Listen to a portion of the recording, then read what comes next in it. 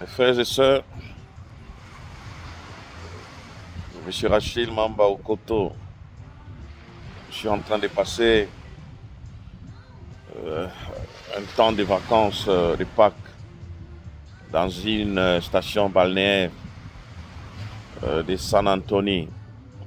C'est à Ibiza, en Espagne. Et assis en train de contempler la mer Méditerranéenne. Alors, je suis en train de me dire que mon pays, le Congo, un jour vivra de beaux jours. Nous pourrions avoir aussi des stations balnéaires comme on voit partout ailleurs. Cela nécessite seulement une petite volonté de la part de nos politiciens, de nos gouvernants.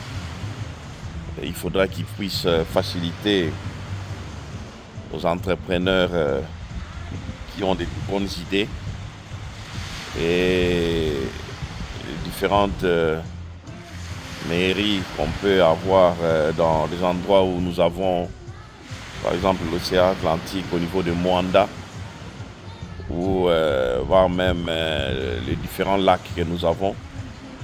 On peut toujours créer des stations comme celle de San Antonio. Voilà. Ibiza, c'est une ville qui a quand même une histoire en rapport avec la République démocratique du Congo. Vous allez vous rappeler dans une vidéo que j'ai postée avant. Et c'est ici que le président actuel de notre pays avait signé ce qu'on a appelé les accords d'Ibiza. Mais moi, je n'appelle pas ça accord d'Ibiza parce qu'il n'y avait pas accord. C'est pourquoi je reviens sur la vidéo. Il n'y avait pas accord, mais il y avait une rencontre. Mais Dieu merci, cette rencontre-là a permis à ce que le FCC de M. Joseph Kabila soit mis hors d'état de nuire. Donc c'est à partir d'Ibiza que cette stratégie a commencé et la stratégie a payé. Et ces gens ont mordi la poussière. Ils ne voient plus rien là. Donc aujourd'hui, ils veulent revenir au pouvoir. Aujourd'hui, ils veulent, par les armes, en soutenant des rébellions avec l'aide du Rwanda, ils veulent revenir au pouvoir. Mais, peuple congolais, nous devons savoir qu'accepter que ces gens reviennent au pouvoir équivaudrait à la fin de notre nation, équivaudrait au bradage de nos ressources minières que nous avons. Cela équivaudrait à mettre fin à tout ce que nous avons de très cher, à savoir notre pays, la République démocratique du Congo. Il est vrai que nous sommes en train de passer des moments difficiles, mais il ne faut pas croiser les bras. Il ne faut pas aussi désespérer. Aujourd'hui, j'aimerais aborder la situation de notre armée. Et vous devez savoir que notre armée est en train d'être reconstruite. C'est la seule solution qui pourra permettre à ce que nous puissions nous défendre nous-mêmes. Malheureusement, l'armée à l'époque de Joseph Kabila, ou je dirais même à l'époque de feu Laurent Désiré Kabila, notre armée a été remplie de beaucoup d'officiers et voire même soldats qui n'ont jamais été dans un centre d'instruction militaire. On a vu des gens qui ont été nommés à des grades d'officiers généraux, alors qu'ils n'avaient jamais été dans un centre d'instruction militaire. Et il faut prendre l'exemple de celui qui est devenu le plus haut gradé de notre armée, le lieutenant-général John Numbi. Et moi, je mets quiconque à défi qui peut nous prouver que John Numbi a fait une formation militaire régulière dans un centre d'instruction. Et voilà. Au fait, nous avons eu dans notre armée des chefs de milices, des criminels qui ne devaient pas se retrouver dans l'armée, mais tellement on devait se séparer de M. Mobutu. Alors, tous ceux qui se sont montrés courageux, comme les John Numbi et consorts, ils sont devenus officiers généraux. Et avec ce genre de personnes, on ne peut rien espérer. On ne peut rien espérer quand il y a par exemple une guerre. Certes, ils ont quitté l'armée, ils ne sont plus là, mais il y a beaucoup qui sont encore là. Et c'est là que je voudrais attirer l'attention du président de la République. Nous n'allons rien faire avec des élévations en grade des gens qui n'ont jamais fait une formation militaire. Il faudra que cela puisse cesser.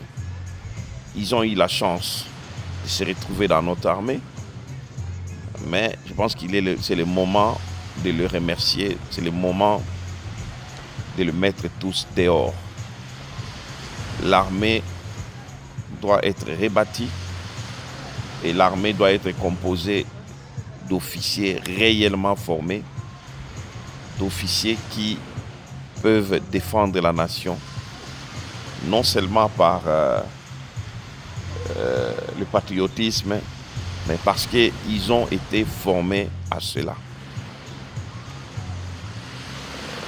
Je suis content que aujourd'hui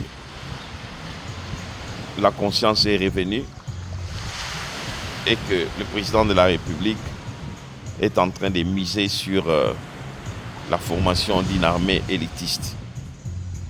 Et cela est possible. Même si nous avons perdu certaines de nos positions, nous avons perdu Bunagana, nous avons perdu Bukavu, Goma. Alors, pour les récupérer, malgré qu'il y a la diplomatie, nous devons maintenant là commencer à nous préparer. Préparons-nous. Les Rwandais, je me rappelle à l'époque de M. Mobutu, les groupes Kagame et consorts n'étaient rien. Ils sont devenus ce qu'ils sont aujourd'hui par le travail, par la discipline. Et nous devons nous remettre en cause. On doit reconnaître nos erreurs. On doit reconnaître tout ce que nous avons fait, puisque on ne peut pas avoir une armée avec des généraux millionnaires. Vous voyez comme nous avons à Kinshasa là, l'ancien patron de la logistique de notre armée qui a construit le Safari Beach. Pour ceux qui connaissent Kinshasa, allez visiter Safari Beach. Alors le Safari Beach du général Olengala, c'est ça l'argent qui devait permettre à ce que nous puissions avoir une armée forte. C'est ça l'argent qui devait permettre à ce que nous puissions avoir des académies militaires. Safari Beach devait être construite après. Et ça, c'est le travail de l'État. Ce n'est pas à un général de construire un endroit si luxueux. Et tout cet argent-là, voilà l'argent qui devait créer des bataillons, créer des unités spéciales. Mais ces gens ne se sont fait qu'enrichir. Il n'y a pas que lui, ils sont nombreux. Ces gens-là, ils ont rendu un mauvais service au pays.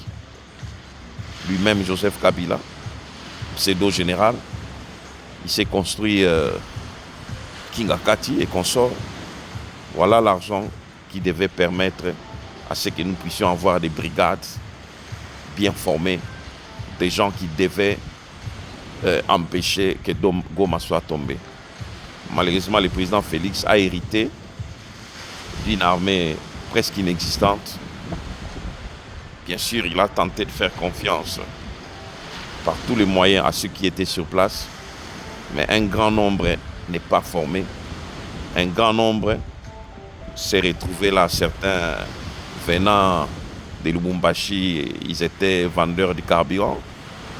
Ils rejoignent l'armée et puis bon voilà, ce sont des grades parce qu'ils s'appellent Yav, parce qu'il s'appelle tel, il devient parce qu'il s'appelle tel. Et si on commet encore ces erreurs pour aujourd'hui, puisque le président Tshisekedi est là, puisque tu t'appelles Mukendi, hein, tu n'as jamais été dans un centre d'information militaire, tu te retrouves dans l'armée, et puis bon voilà, les grades commencent à monter.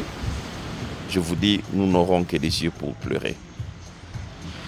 Et j'aimerais aussi dire une chose, que ceux qui proposent des nominations au chef de l'État doivent comprendre que ce qu'ils sont en train de faire est en train de détruire notre pays.